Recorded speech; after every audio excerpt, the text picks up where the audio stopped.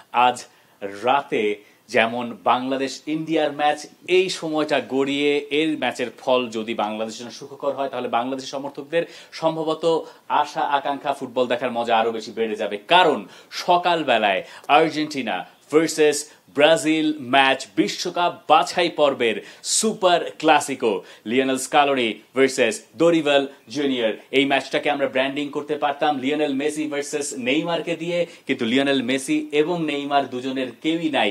আর্জেন্টিনার দরকার মোটে একটা পয়েন্ট, এবং একটা পয়েন্ট পেলে পরে আর্জেন্টিনা বিশ্বকাপে কোয়ালিফাই করছে।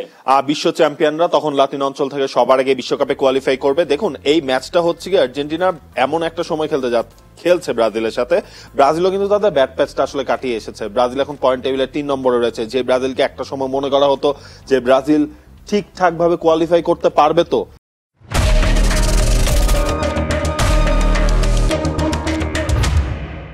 লাস্ট উইন্ডোতে 2টা ম্যাচ ড্র করা, এই উইন্ডোতে যখন আপনার প্রথম ম্যাচটা তারা কলম্বিয়াকে হারিয়ে দিল, তখন মোটামুটি আর কি মনে হচ্ছে যে না, ব্রাজিল হচ্ছে ফেভারিটের মতোই হয়তোবা সেই জায়গাটা আসলে ফিরছে। যদি আর্জেন্টিনাকে বিশ্বকাপ থেকে বাদ দিতে হয় তাহলে কি করতে হবে জানেন? মানে আমরা বলছিলাম যে আর্জেন্টিনা বিশ্বকাপ বাছাই করতে আর 1 পয়েন্ট লাগবে। মানে যদি বাদ দিতে হয় তাহলে আর্জেন্টিনাকে বাকি যে ম্যাচ আছে আজকে থেকে ব্রাজিলের সঙ্গে থেকে সব ম্যাচ হারতে হবে, এবং বলিভিয়াকে তাদের হাতে থাকা সব ম্যাচ জিততে হবে, এবং বলিভিয়ার যে 31 গোলের ব্যবধান আছে সেই 31 গোলের ব্যবধান ঘোচাতে হবে, তাহলে আর্জেন্টিনা বিশ্বকাপে বাছাই করবে। এ তো আসলে পুরোপুরি অসম্ভব একটা ব্যাপার। এটা আসলে একটা জোকসের পার্টি আসলে সেখানে ছিল। দেখুন, আর্জেন্টিনা ব্রাজিলের যখন ম্যাচগুলো হয় আমরা কিন্তু আসলে কি দেখে থাকি, লাস্ট আপনার ম্যাচগুলোর দিকে তাকালে কিন্তু আপনি দেখতে পারবেন যে একটা ম্যাচ আর্জেন্টিনা জিতলো, একটা ড্র হলো, আবার আর্জেন্টিনা হচ্ছে আরেকটা ম্যাচ জিতলো। এর আগের 2টা ম্যাচ কিন্তু আবার ব্রাজিল জিতেছিল। মানে সবশেষ যে 5 দেখা, তাতে আপনাকে ব্রাজিলের জয় খুঁজতে হলে 2019 পর্যন্ত যেতে হবে, যেটা আসলে কোপা আমেরিকার ম্যাচ ছিল, সেখানে আর্জেন্টিনাকে ব্রাজিল হারিয়েছিল। তবে লিওনেল স্কালোনি, আর্জেন্টিনা কোচ, তিনি বলেছেন ব্রাজিল আর আর্জেন্টিনা ম্যাচ হলে তিনি আসলে বারবার দেখতে চান 2021-এর ফাইনাল শেষে নেইমার এবং লিওনেল মেসি একে অন্যের সঙ্গে বসে আছেন, ওই চিত্রটা কোপা আমেরিকার ফাইনাল শেষে ওই চিত্রটা তিনি দেখতে চান। মানে বন্ধুত্বপূর্ণ একটা কথা তিনি বা বার্তা তিনি সেখানে দেওয়ার চেষ্টা করছেন। কারণ ব্রাজিল আর আর্জেন্টিনার ম্যাচ এর আগে যে ধরনের উত্তাপ ছড়িয়েছে তাই নিয়ে অনেক আলোচনা সব সময় কম বেশি হয়। আর এই ম্যাচ যেহেতু লিওনেল মেসি নাই, লিওনেল মেসি পরবর্তী যুগের কথা বলছেন স্কালোনি। তিনি বলছেন মেসিকে ছাড়া খেলতে শিখতে হবে আর্জেন্টিনাকে। তিনি কি বলছেন আমরা যদি সেটা একটু দেখেই নিই। লিওনেল মেসিকে ছাড়া আর্জেন্টিনার খেলার অভ্যাস আগের ম্যাচে উরুগুয়ের সঙ্গে হয়েছে, যেখানে তারা আসলে শেষ পর্যন্ত জিতেছে, তাই না? এক্স্যাক্টলি। এবং এবার কাজটা করতে হবে ব্রাজিলের বিপক্ষে, এই কাজটা অতখানি সহজ নয়। তিনি আসলে যেটা বলছেন, ব্রাজিলের ম্যাচটা উরুগুয়ের মতোই হবে আশা করছি। ব্রাজিল কিছু জায়গায় নিয়ন্ত্রণ নিবে কারণ ওরা বিশ্বের অন্যতম সেরা দল, কিন্তু কিছু পর্যায়ে আমরাও নিয়ন্ত্রণ নিয়ে কাউন্টার অ্যাটাকে যাওয়ার জন্য প্রস্তুত থাকবো।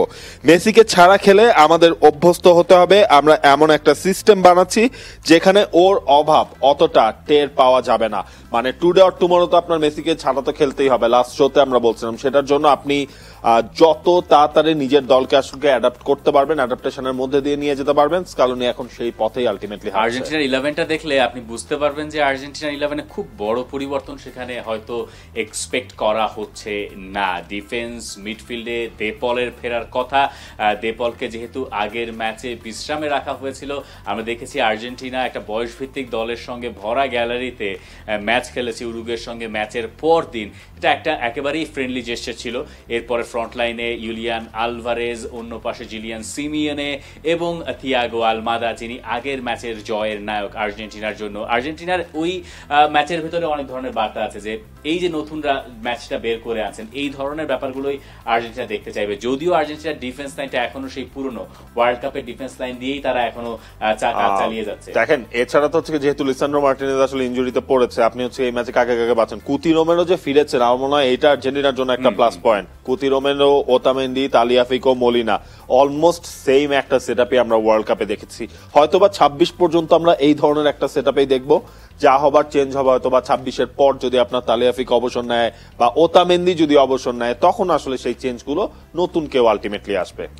এবং আপনি যদি ব্রাজিলের কথায় আসেন, ব্রাজিল কলম্বিয়াকে হারিয়েছে 2-1 গোলে। ভিনিসিয়াস জুনিয়র ওই ম্যাচের নায়ক হয়ে গেছেন, কিন্তু ব্রাজিলের একাদশে আমরা পরিবর্তন এক্সপেক্ট করছি। আমরা এক্সপেক্ট করছি মিডফিল্ডে জোয়েলিংটনকে আমরা দেখব, আমরা এক্সপেক্ট করছি ফ্রন্ট লাইনে মাতিয়াস কুনিয়া, উলভসের স্ট্রাইকার, তাকে আমরা দেখব। এর আগের ম্যাচে আমরা অন্য জায়গায় পেদ্রোকে স্টার্ট করতে দেখেছিলাম, রদ্রিগো, ভিনিসিয়াস তারা তো আসলে থাকছেনই। ব্রাজিলের ক্ষেত্রে সবচেয়ে বড় সমস্যা যেটা হয়ে দাঁড়িয়েছে, কলম্বিয়ার সঙ্গেও সেটা হয়ে দাঁড়িয়েছে, যে কলম্বিয়ার বিপক্ষে আমরা ব্রাজিলের দেখলাম যে মিডফিল্ড ওয়ার্কআউট করে না। ভিনিসিয়াস ম্যাচটা বের করে এনেছেন ঠিকই, কিন্তু কলম্বিয়া যেই মুহূর্তে ফরমেশন পাল্টে 5 জনের মিডফিল্ডে চলে গেল, ব্রাজিল আর তার সঙ্গে খাপ খাওয়াতে পারলো না। এবং ওই ম্যাচ শেষে পরে গিয়ে ব্রুনো গিমারেস, যাকে ধারণা করা হচ্ছে এই ম্যাচে আর নামাবেন না coach Dorival junior, Bruno Guimaraes বলেছেন যে আমাদের আসলে মিডফিল্ডটা কাজ করছে না। এটা কি কোচের দিকে কোনো ইঙ্গিত তিনি দিলেন? এরপরে কোচ তাকে বসিয়ে দিচ্ছেন কিনা এই ম্যাচে, এটা নিয়ে একটা আলোচনা। দেখেন, ব্রুনো গিমারেজের কার্ড নিষেধাজ্ঞা আছে এই ম্যাচে, তিনি আলটিমেটলি খেলতে পারছেন না। একই সাথে আপনি যদি খেয়াল করেন, গ্যাব্রিয়েল ম্যাগালেসও হচ্ছে এই ম্যাচটাই খেলতে পারছে না কার্ড নিষেধাজ্ঞায়।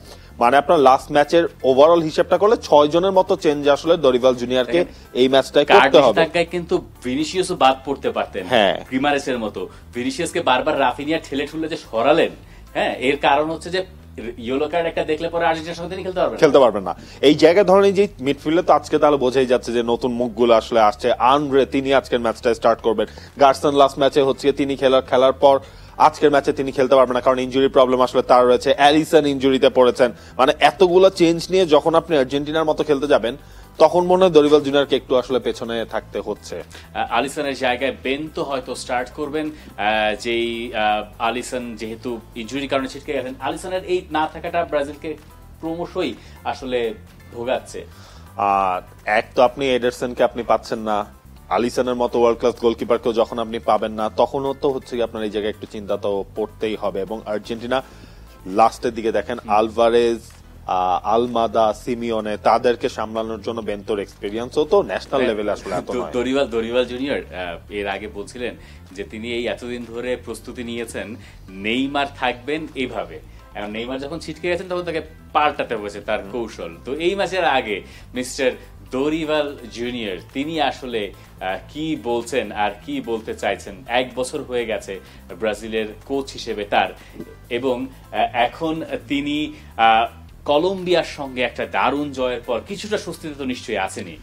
উনি যেটা বলছেন, আমরা বিশ্ব চ্যাম্পিয়ন, কোপার চ্যাম্পিয়ন, সাম্প্রতিক সময়ে সবচেয়ে সফল দলের ঘরের মাঠে খেলবো, যেটা আর্জেন্টিনার কথা তিনি মিন করছেন, এবং সেরা ফুটবল খেলে তাদের মাঠেই তাদের হারাবো।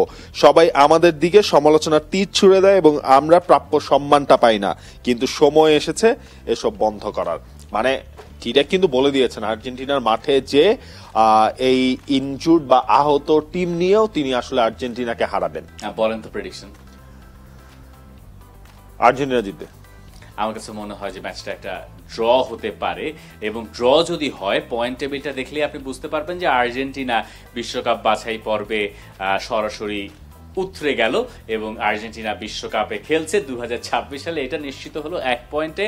আর ব্রাজিলের ক্ষেত্রে এই ম্যাচে 1টা পয়েন্ট তাদেরকেও আসলে অনেকটা দূর এগিয়ে দেবে 2026 বিশ্বকাপের পথে। পয়েন্ট টেবিলের এই মারপ্যাচ আরো নিচের দিকে খুব জমজমাট, সেখানে পারাগুয়ে তাদেরকেও আপনি ধরবেন যে তারাও এই কন্টেনশনে আছে। যাই হোক, এই সব কিছু মিলিয়ে এই ছিল লাতিন আমেরিকা অঞ্চলের বিশ্বকাপ বাছাই পর্বের শেষ ম্যাচ ডের আপডেট। দর্শক, আপনি আমাদেরকে জানাতে পারেন আপনার prediction. For more updates, subscribe to our YouTube channel and click on the bell icon. Follow us on Facebook and Instagram. Download T-Sports app to enjoy exciting games and highlights.